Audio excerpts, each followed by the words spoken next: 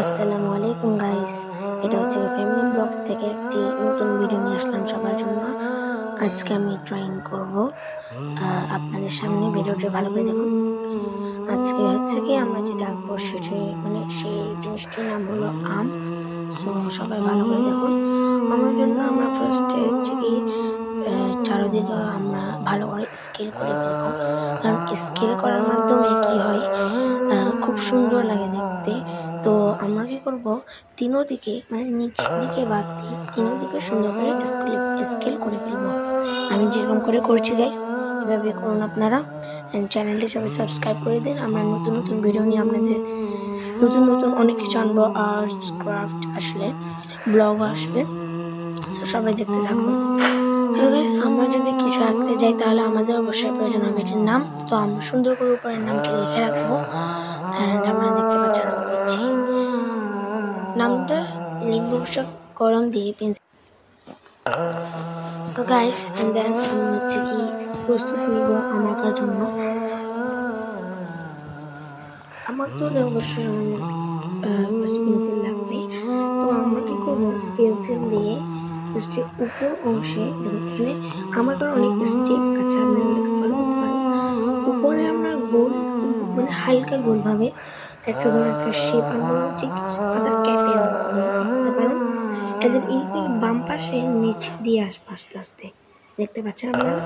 এদিক দিকে আবার বাম পাশে নিচ দিয়ে আসবো। নিচ দিয়ে আসা যাক।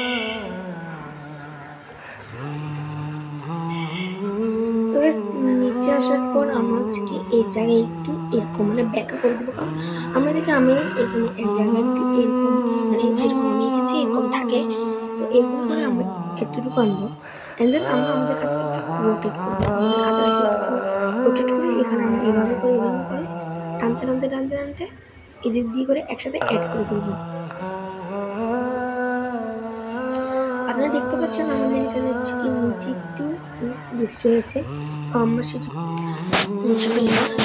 দেখতে পাচ্ছেন, তো আমরা যে কোনো ইচ্ছা সেরকম ইরেজ করতে পারেন। দেখছেন আমি মুছে ফেলেছি। যে জায়গায় মুছেছেন সে জায়গায় একটু পরিষ্কার করে ফেলবেন বা ঝেড়ে নেবেন। ওকে, নিচ থেকে আমি এবার সুন্দর করে একটু বামে করে এটিকে অ্যাড করলাম, দেখতে পাচ্ছেন। এবার ওই পাশে গিয়ে ডান দিকে গিয়ে আবার সুন্দর করে এটাকে একসাথে যুক্ত করে ফেললাম। সবাই বলবেন কেমন হয়েছে আমার এই আর্টটি। তো এটা ছিল এখন আম আঁকার প্রথম পদ্ধতি, এখন আমরা আম এঁকেছি। আমাদের আরো অনেক কাজ বাকি আম আঁকার জন্য। ওকে, সো এগুলো দিয়ে সুন্দর করে অ্যাড করে দেওয়া যাক।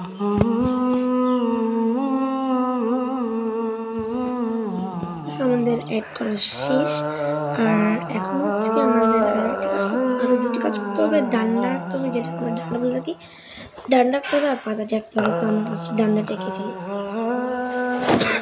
সো আমাদের ডান্ডা আঁকা শেষ। এখন আঁকবো আমার পাতার সময় গাইস একটু উপর উঠে, এখান থেকে সোজা উঠে এদিক দিয়ে নিচে নেমে যেতে হবে, কারণ পাতা প্লাস্টিক না, পাতা নিচে নেমে যাবে।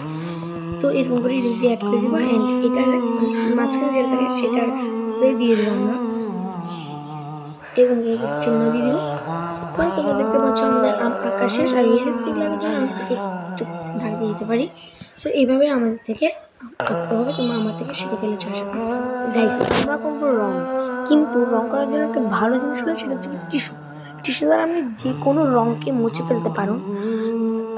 তো আমরা একটু দিয়ে আশেপাশের যে ময়লা এটাকে মুছে ফেলতে পারবো, আমাদের হাতটাকে একটু পরিষ্কার করতে পারবো।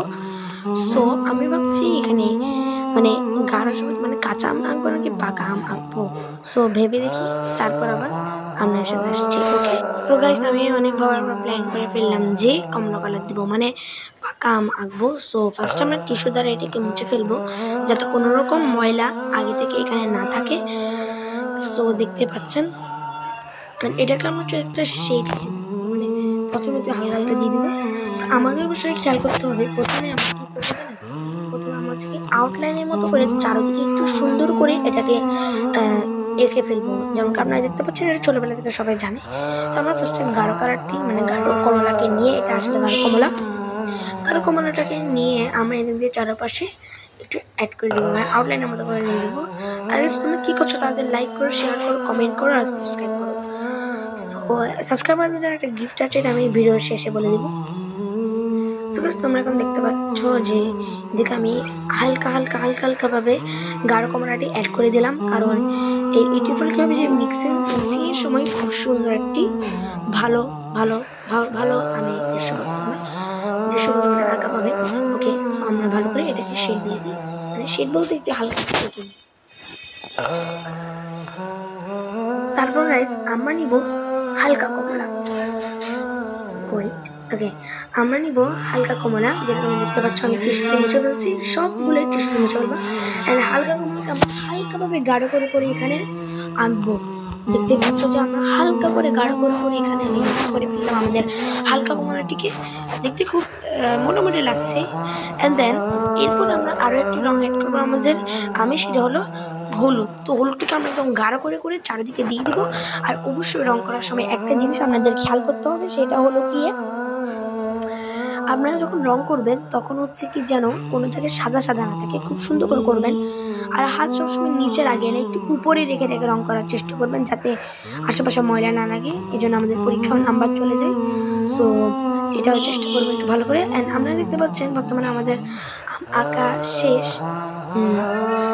দেখতে পাচ্ছ গাইস। অ্যান্ড তারপর হচ্ছে আমাদের বাকি ডান্ডেটি রং করা অ্যান্ড পাতাটি রং করা। পাতা রং করার জন্য আমি নিলাম গাঢ় সবুজটি, কারণ পাতা নর্মালি গাঢ় সবুজ হয়ে থাকে। তো তোমরা দেখতে পাচ্ছ আমি গাঢ় সবুজটি ইউজ মানে এখানে